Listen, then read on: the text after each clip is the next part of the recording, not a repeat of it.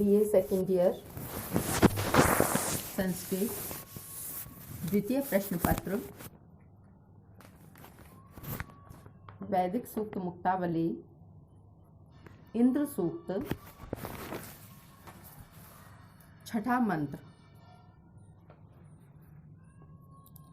यो रध्रस्य चोदिता यह कृशस्य यो ब्रह्मणो नाधमानस्य कीरेः युक्त ग्रावणो यो अविता शुशिप्रः सुत सोमस्य स जनास इंद्रः।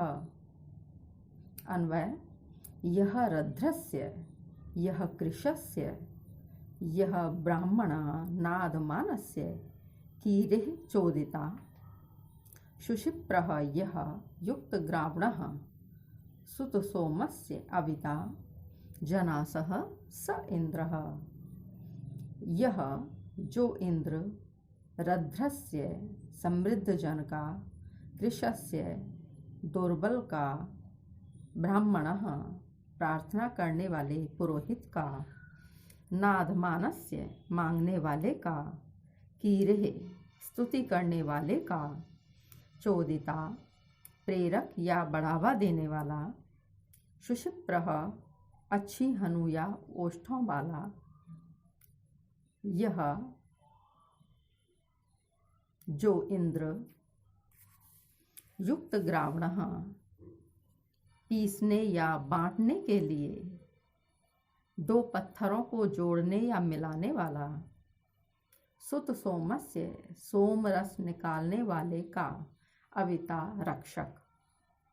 प्रसंग ऋषि ग्रीष्मद इंद्र की सत्ता में अविश्वास करने वालों को लताड़ देने के बाद इस मंत्र में यह बता रहे हैं कि इंद्रदेव किन किन व्यक्तियों की वृद्धि करते हुए उनकी सहायता करता है।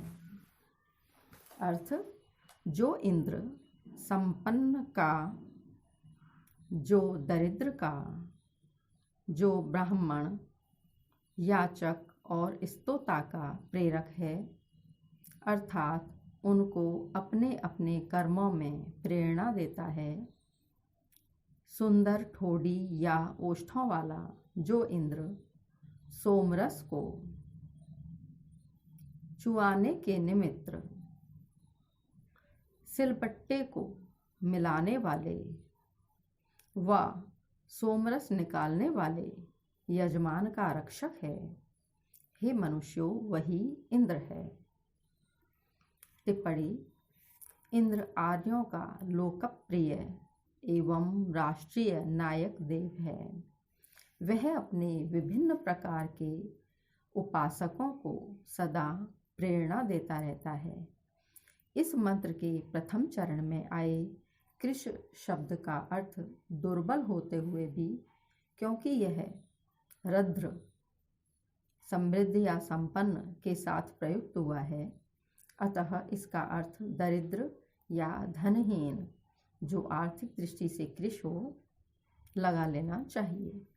इंद्र केवल धनी लोगों को ही अधिक संपन्न होने की प्रेरणा नहीं देता, प्रत्युत उनको भी जो दरिद्र है अपनी स्थिति सुधारने की प्रेरणा देते हैं। पाश्चात्य विद्वान सुशिप्रः का अर्थ क्लीन शेव्ड करते हैं। सु अच्छी, शिप्रः ठोड़ी, अर्थात इंद्र सदा अपनी दाढ़ी बनाता था और इसीलिए सुंदर हनु या ठुड्डी वाला था। ऋग्वेद में उपलब्ध इंद्र सूक्त के कई मंत्रों में इंद्र के लिए भूरे रंग की दाढ़ी रखने का भी उल्लेख है। इससे प्रतीत होता है कि कभी कभी यह नवयुवक मनमौजी और छैलादेव दाढ़ी भी रख लेता होगा, अन्यथा यह क्लीन शेव्ड ही रहता होगा।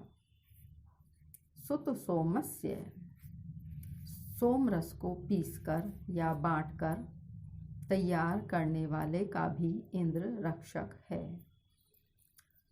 सोम आर्यों का तथा इंद्र का सुमधुर व मादक पेय था।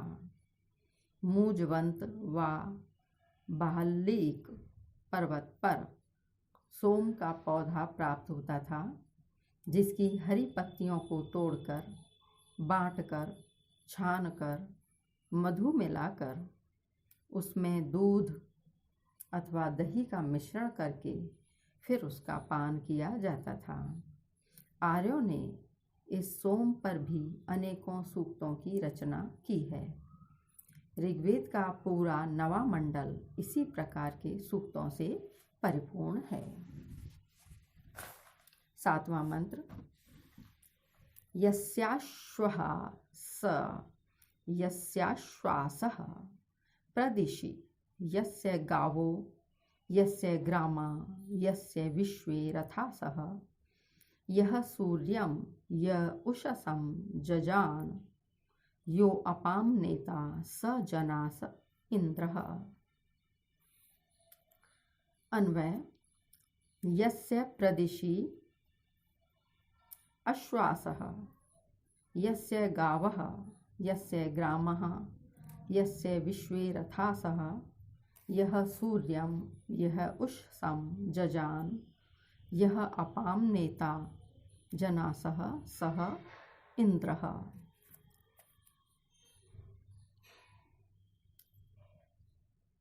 शब्दार्थ। यस्य जिस इंद्र के प्रदिशि नियंत्रण या आज्ञा में गावः गायें, ग्रामः गांव, विश्वे संपूर्ण, रथासः रथ, सूर्यम सूर्य को, उषसम उषा को, जजान पैदा किया है, अपाम जलों का, नेता प्रवर्तक। प्रसंग।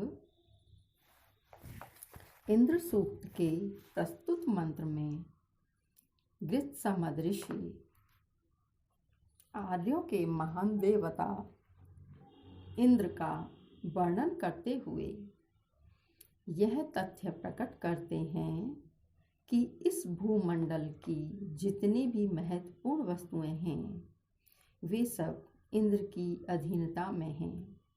यहाँ तक कि जल, सूर्य व उषा का श्रेय भी उसी को है। अर्थ।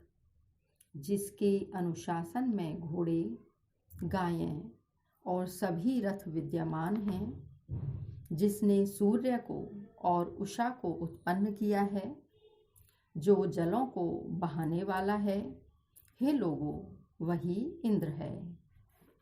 टिप्पणी। इस मंत्र के पूर्वार्ध में अर्थात पहले व दूसरे चरण में यस्य शब्द का 4 बार प्रयोग हुआ है, जो उन वस्तुओं के साथ इंद्र के संबंध की सुदृढ़ता को व्यक्त करता है। यही स्थिति तीसरे चरण में भी 2 बार आने वाले यह शब्द की है। इस प्रकार के प्रयोगों से इंद्र का महत्व तो प्रतिपादित हो जाता है, किंतु यदि इव शब्दों का इसी रूप में हिंदी अनुवाद किया जाए तो हिंदी की शैली के अनुसार यह अच्छा नहीं लगेगा। अतः हिंदी अर्थ में यस्य अथवा यह का एक ही बार प्रयोग किया गया है।